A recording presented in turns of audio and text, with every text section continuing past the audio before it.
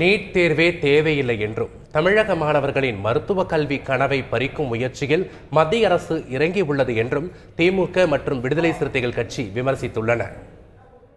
கல்லூரிகளில் தேர்வு முறையை மாணவர் சேர்க்கைக்கான தகுதியை நிர்ணயிக்கிற அதிகாரம் கிடையாது. அது பல்கலைக்கழகங்களுக்கு மட்டுமே உள்ளது என்பது சட்டப்படியே, அரசியலமைப்பு சட்டப்படியே வழங்கப்பட்டுள்ள உரிமையாகும்.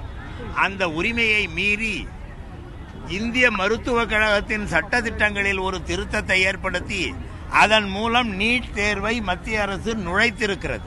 +2 தேர்வில் மாணவர்கள் பெற்ற மதிப்பெண்களுக்கு மரியாதை இல்லாத சூழ்நிலை ஏற்பட்டு வடமாநிலங்களுக்கு எளிமையான கேள்வித்தாள்களும் தமிழ் மாநிலத்திற்கு கடினமான கேள்வித்தாள்களையும் வைத்து அதன் மூலம் நம்முடைய மாணவர்களுடைய வாய்ப்பை மருத்துவ கல்வி வாய்ப்பை பறிப்பதற்கான முயற்சியிலே மத்திய அரசு இறங்கி இருக்கிறது.